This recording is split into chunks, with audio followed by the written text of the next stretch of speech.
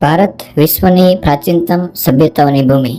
ભારતની પશ્ચિમે આવેલ ગુજરાત રાજ્યમાં લગભગ 65,000 સ્ક્વેર ફૂટમાં ફેલાયેલું ગુજરાતનું સૌરાષ્ટ્ર એક દિશામાં રણપ્રદેશ તો બીજી દિશામાં હરિયાળી અને ત્રણેય દિશામાં દરિયો અને દરિયાકાંઠે વસેલું એક શહેર જ્યાં આવેલ ઐતિહાસિક ધાર્મિક સ્થળ જે લાખો કરોડો લોકોનું આસ્થાનું પ્રતીક સમાન ભવ્ય મંદિર દ્વારકા, ગોમતી નદી અને અરબ સાગરના ભવ્ય મંદિર દ્વારકા. ગોમતી નદી અને અરબ સાગરના સંગમ પર વસેલું તથા વિશ્વાસ અને શ્રદ્ધાને જોડતી નગરી એટલે કે દ્વારકા નગરી. ભારતના 4 ધામોમાંથી એક અને સપ્તપુરીમાંથી એક દ્વારકા. ભગવાન શ્રી કૃષ્ણ દ્વારા વસાવવામાં આવેલી દ્વારકા નગરીનો ઇતિહાસ આજે આપણે જોઈશું. તો ચાલો શરૂ.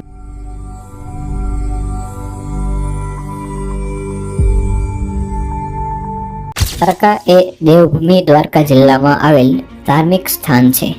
મિત્રો, દ્વારકા એ દ્વાર અને કા એમ 2 શબ્દોનો બનેલો છે, જેમાં દ્વાર એટલે દરવાજો અને કા એટલે બ્રહ્મ.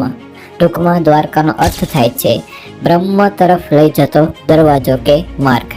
જ્યારે ભગવાન શ્રી કૃષ્ણ મથુરાથી ગુજરાતમાં અરબ સાગરના દરિયા કિનારે આવીને વસ્યા હતા, ત્યારે દ્વારકા નગરી ભારત ભગવાન શ્રી કૃષ્ણની રાજધાની હતી, જેને ભગવાન વિશ્વકર્માએ બનાવી હતી.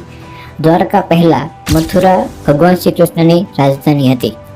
દંતકથા અનુસાર ભગવાન શ્રી કૃષ્ણએ કંસનો વધ કર્યો હતો, તેથી કંસના સાસરા અવધપતિ જરાસંઘે શ્રી કૃષ્ણ ભગવાન અને યાદવોનો વિનાશ કરવાનો પ્રણ લીધો.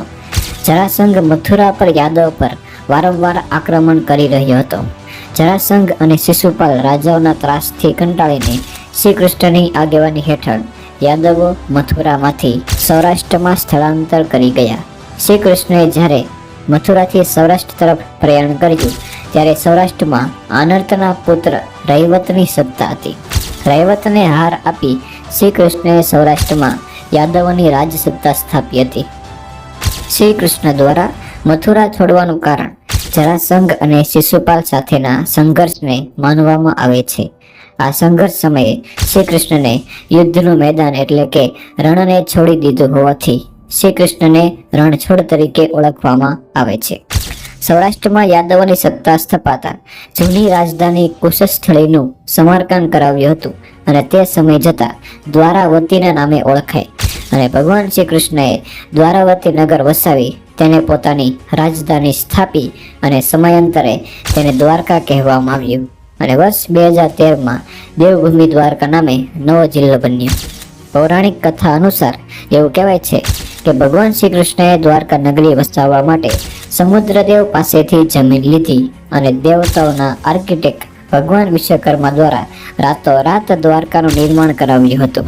વિશાળ દિવાલોથી ઘેરેલ આ સોનાની નગરી વાસ્તુકલાનો ઉત્તમ નમૂનો છે.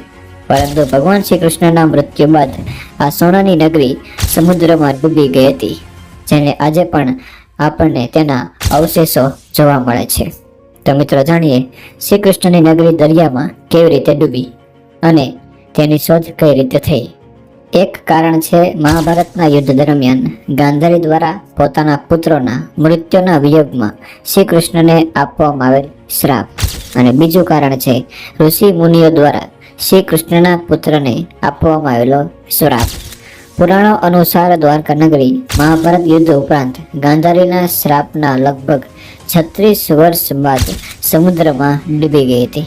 ભારતમાં સમુદ્ર કિનારાના પેટ્રોલિંગ દરમિયાન ભારતીય વાયુસેનાની નજર દ્વારકાના દરિયા કિનારે પડી. જેઓ સમુદ્ર ઉપરથી જઈ રહ્યા હતા, ત્યારબાદ 1970માં જામનગરમાં તેનો ઉલ્લેખ કરવામાં આવ્યો. પરંતુ આ સમય જ પહેલા લોકોનું એવું કહેવું હતું કે આ નગર એક કાલ્પનિક નગર છે અને કાલ્પનિક કહાની કોઈ ઇતિહાસ ધરાવતી નથી. પરંતુ દ્વારકાનો ઇતિહાસનો સૌપ્રથમ ઉલ્લેખ ભાવનગર જિલ્લાના પાલીતાણામાં 6ઠી સદીમાં મળેલ કોપર પ્લેટમાં થયો હતો. ત્યારે લોકોને તેના પર ભરોસો થવા લાગ્યો. ત્યારબાદ 1989માં પુરાતત્વવિદ ડોક્ટર S.R. રાઉત અને તેની ટીમ દ્વારા રોચક તત્વોના પ્રમાણ શોધવા લાગ્યા. સૌપ્રથમ તેમને 9મી સદીના વિશ્વ મંદિરના અવશેષો મળ્યા. ત્યારબાદ શોધતા તેઓ દ્વારકાના દરિયા કિનારે પહોંચ્યા અને ત્યારબાદ દરિયાની અંદર 1000 ફૂટ ઊંડાણમાં શોધ કરી તો દ્વારકા નગરીના અવશેષો મળ્યા હતા. વર્ષ 2005-07માં સંશોધન બાદ સાબિત થયું કે દ્વારકા નગરી દરિયામાં સમાઈ ગઈ હતી, કારણ કે દ્વારકા નગરીના અવશેષોમાંથી દરિયામાં 560 મીટર લાંબી દિવાલો મળી આવી છે તથા પૌરાણિક સમયના વાસણો પણ મળી આવ્યા છે. ઇતિહાસકારોના મતે દરિયામાં મળેલ દ્વારકા નગરી લગભગ 9000 વર્ષ જૂની છે. હાલમાં આપણને જોવા મળેલ દ્વારકા મંદિરને જગત મંદિર પણ કહે છે. દ્વારકાધીશનું આ મંદિર 13મી સદીમાં બંધાયેલું હતું. 52 મીટર ઊંચું તથા 7 માળનું આ વિશાળ મંદિર 60 સ્તંભો પર ઊભું છે. મંદિરના ગર્ભગૃહમાં દ્વારકાધીશની 1 મીટર ઊંચી ચતુર્ભુજ શ્યામ મૂર્તિ છે. ચોથા માળે અંબાજીની પ્રતિમા, 5મા માળે કોતરણીવાળા 72 સ્તંભો પર લાડવા મંડપ છે.